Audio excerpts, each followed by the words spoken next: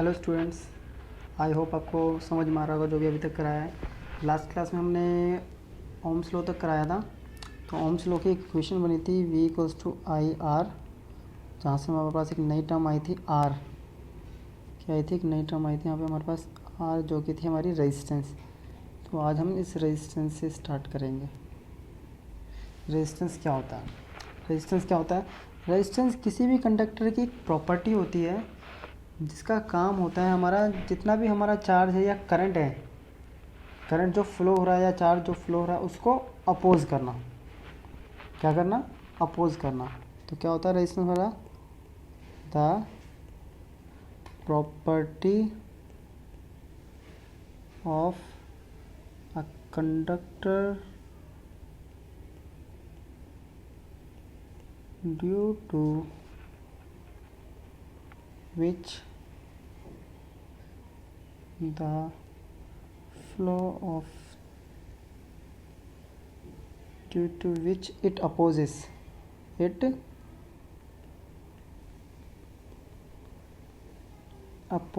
the flow of charge through it। वो होता है हमारा रेजिस्टेंस का काम होता है सिंपली चार्ज के फ्लो को, या फिर सिंपली कह सकते हैं करंट को अपोज करना। यही रीज़न है जिसकी वजह से कोई भी चीज़ हीट करती है। जिसका जितना रेजिस्टेंस होता है चीज़ उतनी ज़्यादा हीट करती है। क्यों हीट करती है वो हम बाद में पढ़ेंगे, लेकिन ये रेजिस्टेंस ये क्योंकि अपोज करता है। अपोज करने की वजह से कोई भी चीज़ आपकी जो कंडक्टर्स हैं वो हीट करने लग जाते हैं, गर्म होने लग जाते हैं। क्लियर? तो हीट करने जाते हैं, गर्म हो जाते हैं ड्यू टू रेजिस्टेंस। और जितना ज़्यादा रेजिस्टेंस होता है तो आपका करंट उतना ज़्यादा क्या होता है? अपोज होगा, या ये कह सकते हैं करंट का कंजम्पशन उतना ज़्यादा होगा। क्लियर? अब इसकी बात आती है इसकी SI यूनिट। SI यूनिट, तो SI यूनिट निकालने के लिए हमें इसकी फॉर्मूले की ज़रूरत पड़ेगी। तो फॉर्मूला होता है हमारे पास R equals to V upon I. ये तो हो गया वोल्ट, इसकी हो गई एम्पियर। तो इसकी SI यूनिट होनी चाहिए थी वोल्ट पर एम्पियर, बट इसकी SI यूनिट होती है ओम, जिसको हम डिनोट करते हैं ये सिंबल होता है, इस सिंबल को हम कहते हैं ओमेगा। ठीक है, इस सिंबल से इसको डिनोट करते हैं, ये है ओम। तो ये ओम्स लॉ से ही बनाता है, इसलिए इसका SI यूनिट भी है ओम। क्लियर? अब आती है हमारी डेफिनेशन ऑफ 1 ओम। क्या? 1 ओम। तो 1 ओम करने के लिए हमें क्या करना पड़ेगा? यहाँ इसको हम ले लेते हैं 1 ओम। ये हो गया 1 वोल्ट और 1 ampere same.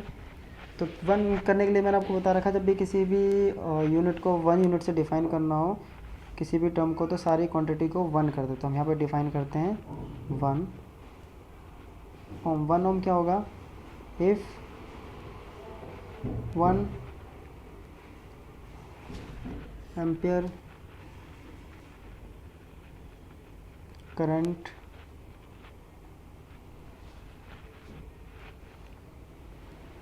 if 1 ampere current flow through conductor at a potential difference of 1 volt, then the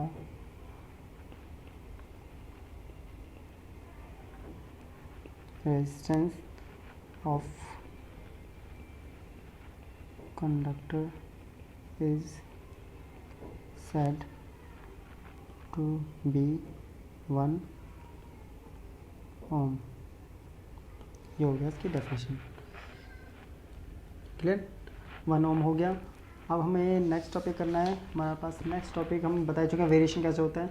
ठीक है, अब होता है हमारा कि इसको डिपेंड कैसे करता है, लेकिन उससे पहले हम इसको इससे भी डिनोट कर देते हैं। अगर किसी को समझ नहीं आया तो आप लोग इससे भी इसकी डेफिनेशन बना सकते हैं, जो मैंने आपको वहाँ पे साइड में भी किया था।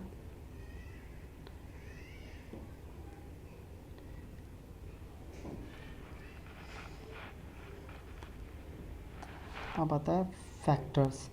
वो फैक्टर जिस पे हमारा रेजिस्टेंस डिपेंड करता है, या factor dependence of of resistance, dependence of resistance. तो रेजिस्टेंस का डिपेंड कैसे किया, ये एक्सपेरिमेंट से किया गया थे सारी चीज़ें। क्या देखा गया, एक बार एक कंडक्टर की सपोज ये लेंथ ली, ये कंडक्टर है, इसकी लेंथ कुछ थी L, लिया। फिर देखा, फिर एक और कंडक्टर लिया जिसकी लेंथ इससे डबल कर दी, उसकी लेंथ ले ली 2L। तो ये नोटिस किया कि लेंथ जितने टाइम हम लेंथ बढ़ा रहे हैं उसके अंदर रेजिस्टेंस भी क्या हो रहा है, उतना टाइम इंक्रीज़ करता जा रहा है। तो इससे हमारा ऑब्जर्वेशन मिला कि जो रेजिस्टेंस होता है वो कैसा होता है, resistance is directly proportional to length of conductor, it means R is directly proportional to L। Clear, ठीक है। या इसको ऐसे भी समझ सकते हैं कि अगर हमारे पास हम जा रहे हैं, जितना लंबा रास्ता होगा हमें उतना ज़्यादा डिस्टेंस ट्रैवल करना पड़ता है, तो देरी में ही कहीं जाने का रास्ता उतनी ज़्यादा टाइम लगता है हमें उधर जाने में, और जितना छोटा रास्ता होगा उतनी जल्दी हम उधर ईजिली जा सकते हैं, क्योंकि वहाँ पे अपोज कम हो रहा है, हमें डिस्टेंस कम ट्रैवल करना पड़ रहा है। और उसमें अगर ट्रैफिक और इंक्लूड कर दे तो एक ये फैक्टर हो सकता है। और दूसरा देखा गया कि जितना ज़्यादा हमने कंडक्टर की थिकनेस को यानी ये थिकनेस का मतलब क्या हो गया, एरिया ऑफ क्रॉस सेक्शन को जितना ज़्यादा हमने उसको बढ़ाया, रेजिस्टेंस की वैल्यू हमारी उतनी कम हो गई। तो अपोज उतना कम हुआ, तो दूसरा फैक्टर यहाँ से हमें मिला कि रेजिस्टेंस जो है is inversely proportional to area of cross section of conductor, it means R is inversely proportional to a third। तीसरा होता है नेचर ऑफ मटेरियल, मटेरियल पे डिपेंड करता है कैसे, उसके नेचर, मटेरियल के नेचर पे डिपेंड करता है। अब मटेरियल का नेचर उसकी प्रॉपर्टीज़ पे डिपेंड होता है। तो इसका एग्जांपल देता हूँ। फॉर एग्जांपल एक मटेरियल होता है हमारे पास नाइक्रोम। आपने जो हीटर्स होते हैं, हीटर्स उसके अंदर जो स्प्रिंग्स लगी होती है, स्प्रिंग्स शेप में जो लगी होती है, जो रेड हॉट हो जाती है, वो नाइक्रोम का बना होता है। उस नाइक्रोम वायर का रेजिस्टेंस 60 टाइम्स ज़्यादा होता है, more than the pure copper wire से 60 गुना ज़्यादा होता है। अब हमारा फोर्थ आता है हमारा टेम्परेचर ऑफ कंडक्टर पे भी डिपेंड करता है। अब वो कंडक्टर की प्रॉपर्टीज़ के बेस पे टेम्परेचर हमारा होता है। जैसे जैसे हम प्योर मेटल का टेम्परेचर बढ़ाएंगे वैसे वैसे हमारा क्या होगा, या ये भी कह सकते हैं डायरेक्टली होता है।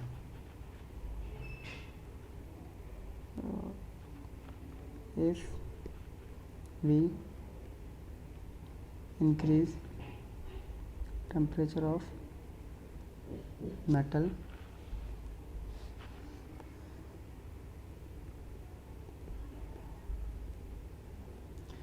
Resistance of metal increases. जैसे जैसे टेम्परेचर बढ़ेगा वैसे वैसे रेजिस्टेंस भी बढ़ेगा।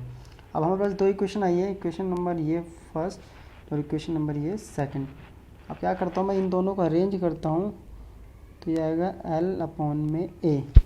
साइन ऑफ प्रोपोर्शनलिटी हटेगी तो यहाँ पे एक कांस्टेंट लगता है, वो कांस्टेंट होता है, ये क्या बना, यहाँ पे इस सिंबल का नाम होता है हमारा रो। अब रो क्या है यहाँ पे पर, रो एक नई चीज़ मिली है। अब रो होता है हमारे यहाँ पे इसको हमारा दो नेम होते हैं यहाँ पे, where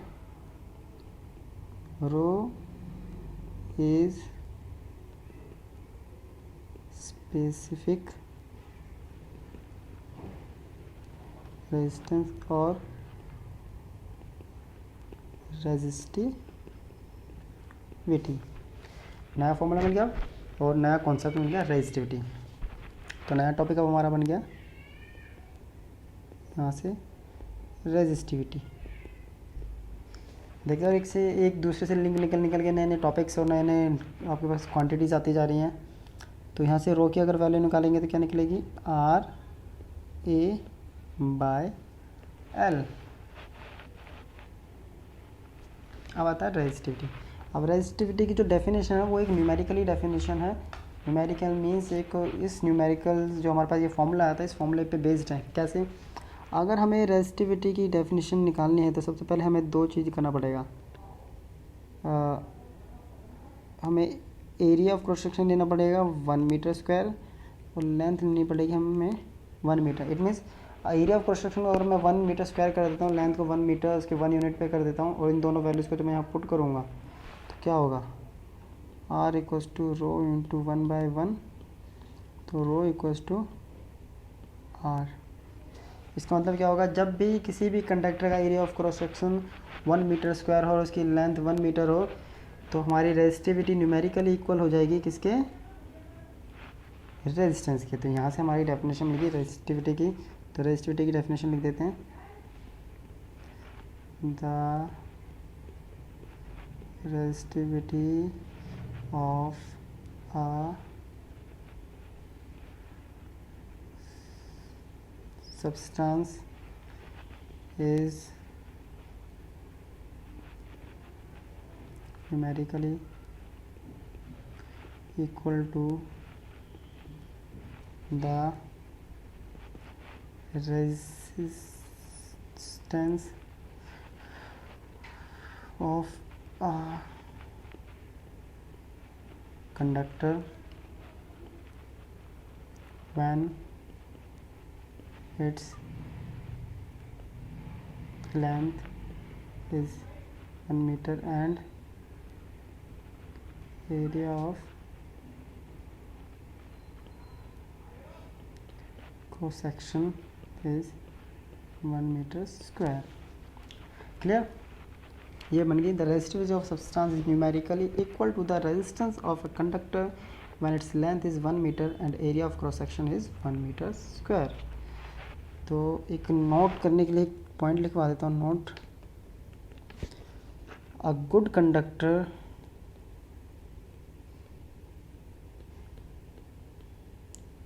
of electricity should have low resistivity. यानी इसके बेस पे हम गुड कंडक्टर और बैड कंडक्टर को हम क्या कर सकते हैं, डिफ्रेंशिएट कर सकते हैं। जिस कंडक्टर के पास, जिस भी मटेरियल के पास जितनी कम रेजिस्टिविटी, जितनी लो रेजिस्टिविटी की होगी वो मटेरियल उतना ही अच्छा गुड कंडक्टर होगा। क्लियर, ये हो गया रेजिस्टिविटी ख़त्म। हमारा एक टॉपिक आता है एलॉय। इस चैप्टर हम एलॉयज़, क्योंकि यहाँ पे मेटल ही नहीं होते गुड कंडक्टर, हमारे कुछ एलॉयज़ हमने बनाए यहाँ पे। हमारे साइंटिस्ट ने कुछ एलॉय डिस्कवर करे थे। अब एलॉय के बारे में पढ़ते हैं। एलॉय क्या होता है, एलॉय हमारा एक मिक्सचर होता है, एक होमोजीनियस मिक्सचर। होमोजीनियस के बारे में आपने 9th क्लास में ऑलरेडी पढ़ चुके हैं। एक होमोजीनियस मिक्सचर होता है, दो या दो से ज़्यादा मेटल्स और नॉन मेटल्स को मिला के बनाया जाता है एक फिक्स प्रोपोर्शन में। उससे जो नया मटेरियल, नया सब्सटेंस मिलता है वो बनता है हमारा एलॉय। तो एलॉय क्या होता है, it is a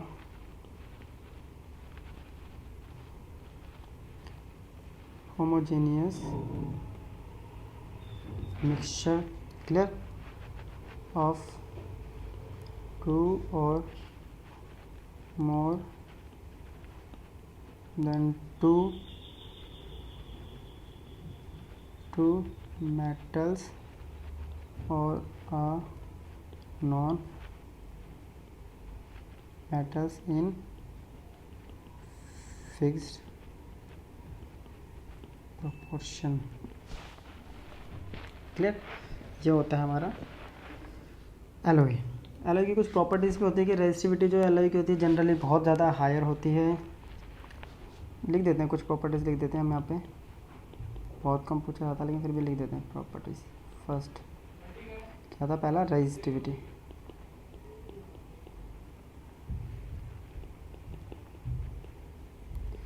is high, resistivity कैसे होती है, हाई होती है। दूसरा ये ऑक्सीडाइज नहीं होते, एलॉयज डू नॉट ऑक्सीडाइज्ड, और does not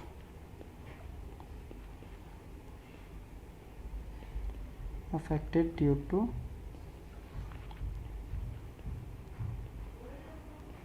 change in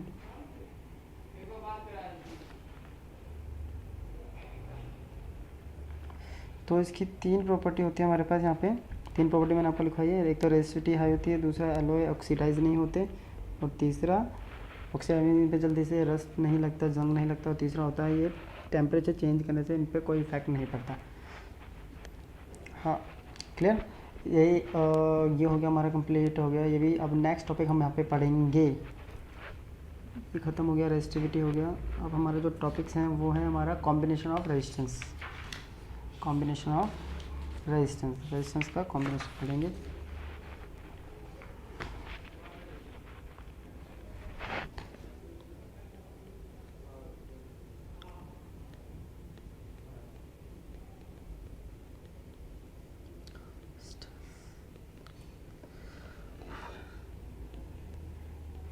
combination of resistance कह लो या रेजिस्टेंस कह लो, ठीक है। कॉम्बिनेशन ऑफ रेजिस्टेंस, तो फर्स्ट है हमारा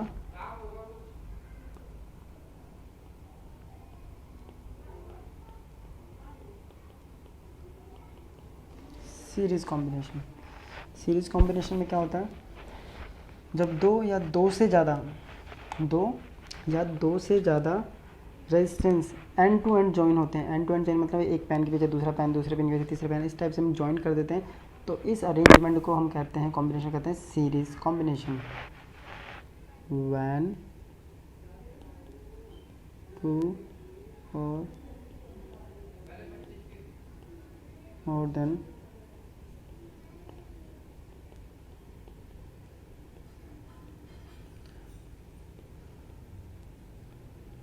are connected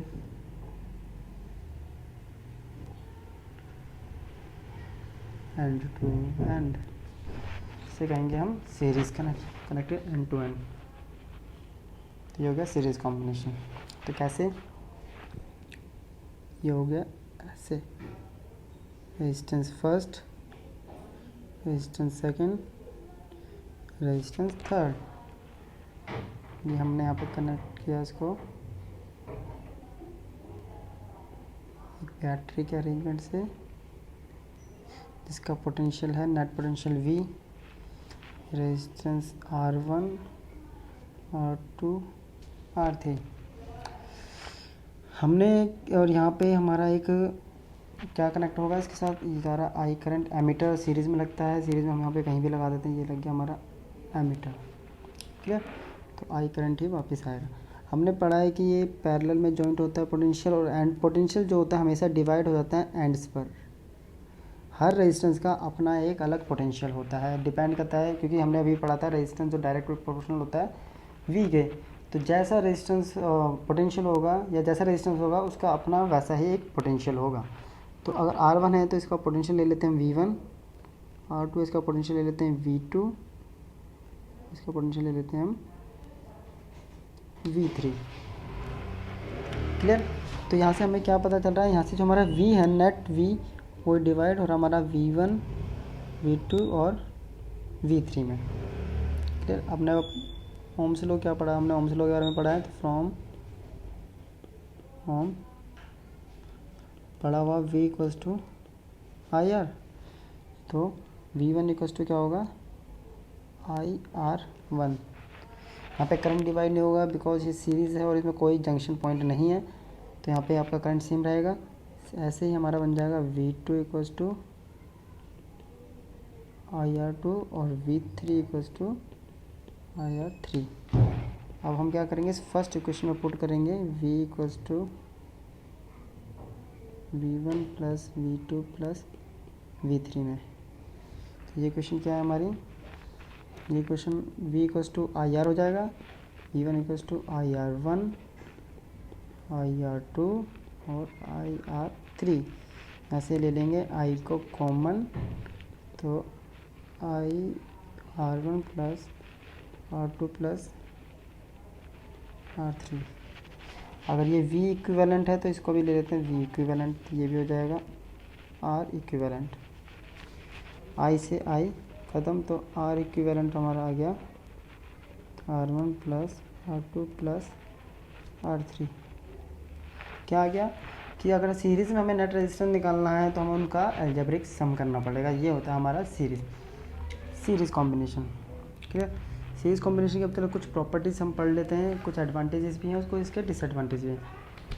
प्रॉपर्टीज़ तो हमने पढ़ ली, प्रॉपर्टीज़ क्या है,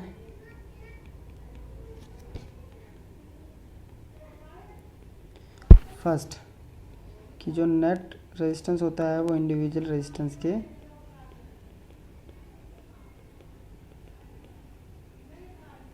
सम के बराबर होता है। सेकंड, सीरीज़ कॉम्बिनेशन में क्या होता है, V डायरेक्टली प्रोपोर्शनल टू होता है रेजिस्टेंस के। और थर्ड प्रॉपर्टी होता है जो नेट V होता है वो इंडिविजुअल के हर रेजिस्टेंस के V के टोटल सम के बराबर होता है। क्लियर, हर रेजिस्टेंस का जो अपना पोटेंशियल होगा उनके सम के बराबर होगा नेट V पूरे एक सर्किट का। अब आता है इसका एडवांटेजेस। इसके कुछ एडवांटेजेस भी हैं और कुछ डिसएडवांटेजेस भी हैं। सॉरी, एडवांटेज नहीं, इसके पहले हम पढ़ लेते हैं डिसएडवांटेजेस। इसके एडवांटेजेस इतने ज़्यादा नहीं हैं, ये प्रॉपर्टीज ही आपके इसके आपकी एडवांटेजेस भी बताएंगे। अब पढ़ते हैं हम इसका क्या डिसएडवांटेजेस।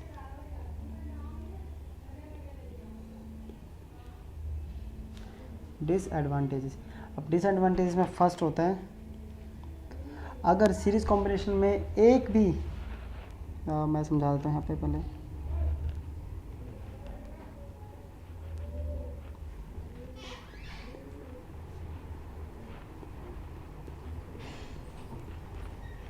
सीरीज़ कॉम्बिनेशन में क्या होता है, अगर एक भी कनेक्शन अपना वर्किंग बंद कर देता है, इट मीन्स ये यहाँ से गायब हो जाता है, जैसे कि ये है, तो बाकी के सारे अप्लाइंसेस भी बंद हो जाएंगे। तो फर्स्ट क्या होगा, if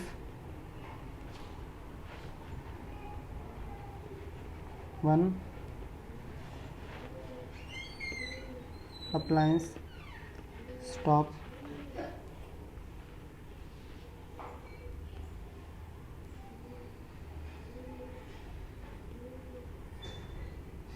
if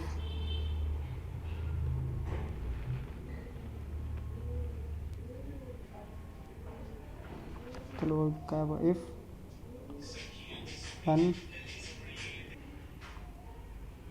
one appliances stop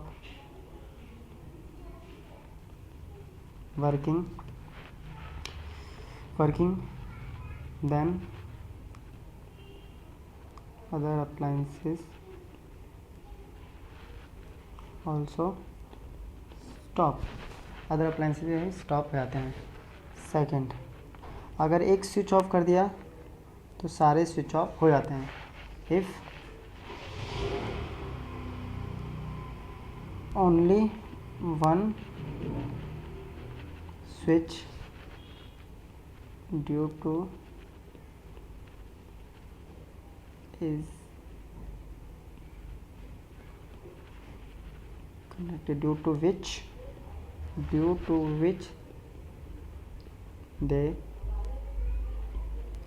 cannot be turned on or off separately। हम सेपरेटली किसी को भी ऑन ऑफ नहीं कर सकते क्योंकि एक ही स्विच होता है और एक बार एक अभी ऊपर पड़ चुके हैं, अगर एक वर्क करना बंद कर दिया अप्लाइंस ने तो सारे अप्लाइंसेस बंद हो जाते हैं। Third,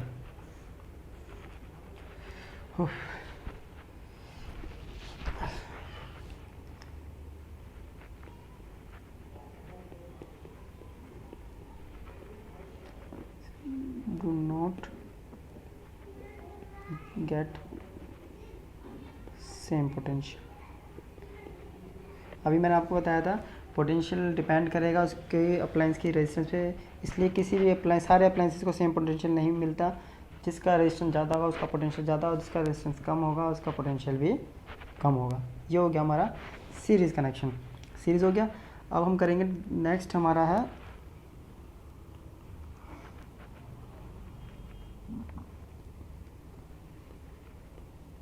parallel combination.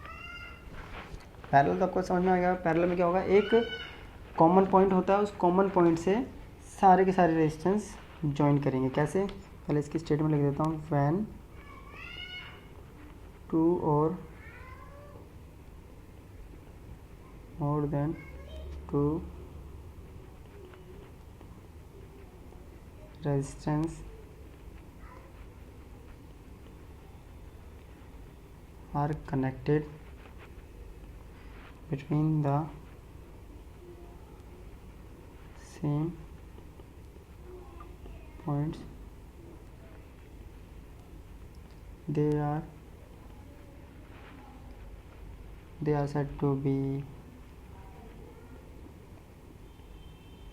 connected in parallel।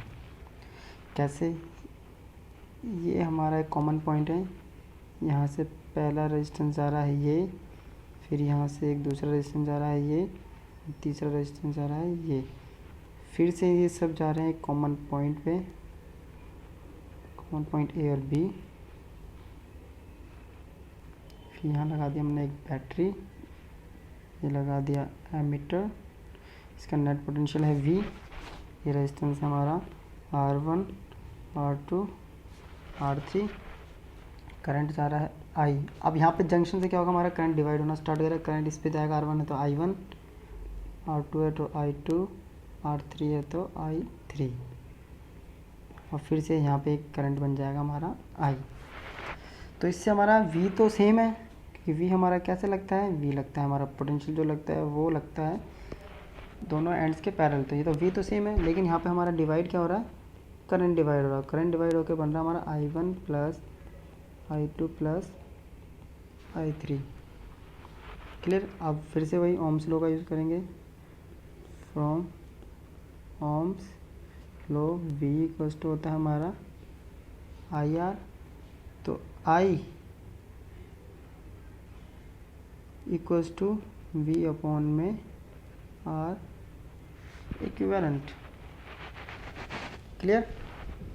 V same है, कोई प्रॉब्लम नहीं, ऐसे ही हो जाएगा हमारा I1 equals to V1 upon में R1, I2 equals to V2 upon में R2, और I3 equals to V3 upon में R3। अब इन सबको इक्वेशन में पुट करेंगे, जो इक्वेशन आई थी हमारी I equals to I1 I2 ऐसे, तो ये क्या होगा V अपॉन में R इक्विवेलेंट V1 अपॉन में V अपॉन में R1 प्लस V2 अपॉन में R3 प्लस V3 अपॉन में R2 प्लस R3। V से भी कॉमन ले लेंगे, 1/R1 R2 R3, V से भी कैंसिल।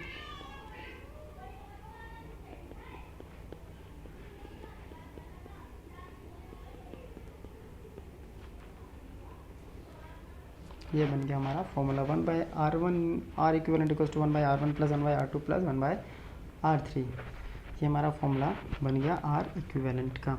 अगर यहाँ से 1/R इक्विवेलेंट है, अगर R इक्विवेलेंट निकालना है तो हम क्या करेंगे यहाँ पे, तो सबसे पहले 1/R इक्विवेलेंट के लिए हमें क्या करना पड़ेगा, यहाँ पे हम इसका एलसीएम ले लेंगे। तो यहाँ पे क्या चला गया, R1 गया तो यहाँ पे ऊपर आ जाएगा R2 R3, यहाँ R1 R3, यहाँ पे R2 R1। ये हमने क्या किया, सिंपली इसको सिंप्लीफाई कर दिया, इसको इससे डिवाइड किया तो R2 R3 के ऊपर मल्टीप्लाई, इससे डिवाइड किया, फिर जो बचा ऊपर मल्टीप्लाई। तो अब इसको रेसिप्रोकल कर देंगे तो हमारे पास आ जाएगा R equivalent R1 R2 R3 upon में R2 R3, R1 R3 plus R2 R1, ये बन गया हमारा formula parallel combination. Parallel combination हो गया। अब इसकी पढ़ते हैं कुछ कैरेक्टरिस्टिक्स या properties.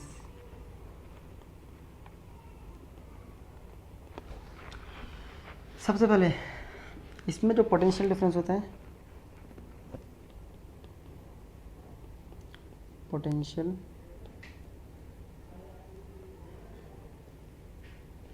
Across each resistance same, हर रेजिस्टेंस का अपना एक पोटेंशियल डिफरेंस होता है, ठीक है। दूसरा आई जो होगा रेजिस्टेंस के यहाँ पे इन्वर्सली होता है, जितना ज़्यादा रेजिस्टेंस होगा उतना कम उसका करंट जाएगा। आई यहाँ पे डिपेंड करेगा क्योंकि यहाँ पे जो रेजिस्टेंस है वो पैरेलल में लगे हुए हैं और हर रेजिस्टेंस की अपनी एक अलग वैल्यूज़ होगी, तो आई टोटली डिपेंड करेगा आर पर। नेक्स्ट कैरेक्टरिस्टिक्स, यहाँ पे जो टोटल करंट होता है वो बराबर होता है सभी रेजिस्टेंस के अलोंग फ्लो हुए करंट के। और एक प्रॉपर्टीज भी होती है 1/r इक्विवेलेंट कुछ तो होता है 1/r1 प्लस 1/r3 के। और यहाँ पे जो पैरेलल कॉम्बिनेशन में जो रेजिस्टेंस आएगा वो हमेशा कैसे आता है, equivalent resistance.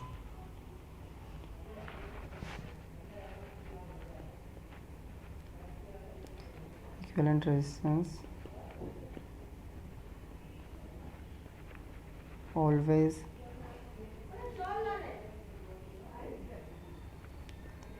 in the least resistance, हमेशा जो इसका जो इक्विवेलेंट रेजिस्टेंस आएगा वो हमेशा छोटा होगा। इसमें जो भी सबसे छोटा रेजिस्टेंस हमारे पास गिवन है सॉल्व करके उससे भी छोटा रेजिस्टेंस आएगा, यानी इसमें हमेशा वैल्यू कम मिलती है, मिनिमम मिलती है, लेस या मिनिमम। और आपको सीरीज में हमेशा कैसे मिलेगी, मैक्सिमम वैल्यू मिलेगी रेजिस्टेंस की। कभी भी क्वेश्चन आता है आपका बहुत बार क्वेश्चन दे रहेगा मैक्सिमम रेजिस्टेंस के लिए हमेशा सीरीज सॉल्व करेंगे, क्लियर। और मिनिमम रेजिस्टेंस के लिए हम पैरेलल सॉल्व करेंगे। अब आता है इसके कुछ एडवांटेजेस, इसके काफ़ी एडवांटेजेस हैं। सीरीज के डिसएडवांटेजेस हैं बस, और इसके एडवांटेजेस हैं। पैरेलल में अगर एक वर्क बंद कर देता है, इफ़ वन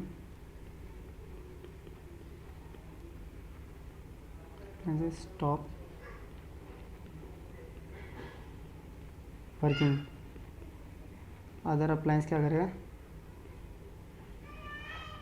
अब अदर अप्लायंस हमेशा वर्क करता रहेगा, अप्लायंस कीप वर्किंग। क्यों, क्योंकि पैरेलल में भी हमने अब पढ़ा था ये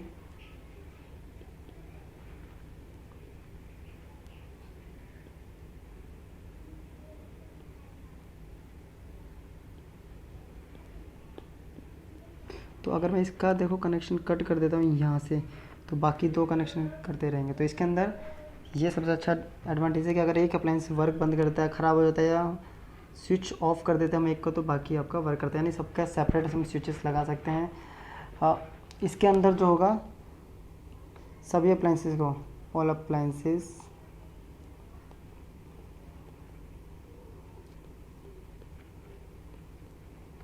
वर्किंग ऑन सेम पोटेंशियल, सब सेम पोटेंशियल पे वर्क करेंगे। इट मीन 220 की जो पावर सप्लाई एक रेजिस्टेंस को मिल रही है वही दूसरे को मिल रही है, वही तीसरे को मिल रही होगी। हाँ, अब इसके प्रैक्टिकल एप्लीकेशन होते हैं हमारे, जैसे कि ये हमारे घरों की जो वायरिंग की जाती है वो पैरेलल में की जाती है, इसीलिए की जाती है कि अगर एक ख़राब हो गया तो बाकी वर्क करते रहते हैं। पहले अगर सपोज़ एक ख़राब हो गया तो हमें पूरी वायरिंग चेंज करनी पड़ती है या पूरी वायरिंग चेक करनी पड़ती है, जो कि एक बहुत लेंथी प्रोसेस होता था। इसमें क्या होता है, हम वोल्टमीटर इजीली अप्लाई कर सकते हैं, जिसकी वजह से हम इजीली मेजर कर सकते हैं। ये हो गया इसका एप्लीकेशंस। और सीरीज़ में कहाँ एप्लीकेशन होता है, हमारी जो लड़ियाँ आती थी पहले सीरीज़ में आती है, उसमें क्या होता था, कई बार एक बल्ब ख़राब हो जाता था, एक बल्ब टूट गया तो बाकी सारे बल्ब ख़राब हो जाते थे, फिर वो चेक करना पड़ता था, एक बल्ब को उसमें चेक करना पड़ता था कि कौन सा बल्ब ठीक है कौन सा ख़राब है। उसके बाद देन उसमें बल्ब हम लगाते थे, देन उसके बाद जाके हमारा फिर उसको ठीक करते थे। इसीलिए आजकल जो है ट्रेंड में सबसे ज़्यादा हमारा पैरेलल कनेक्शन सबसे ज़्यादा यूज़ किया जाता है। आज का वीडियो यहाँ तक हो गया। नेक्स्ट क्लास में नेक्स्ट टॉपिक हम करेंगे। Thank you.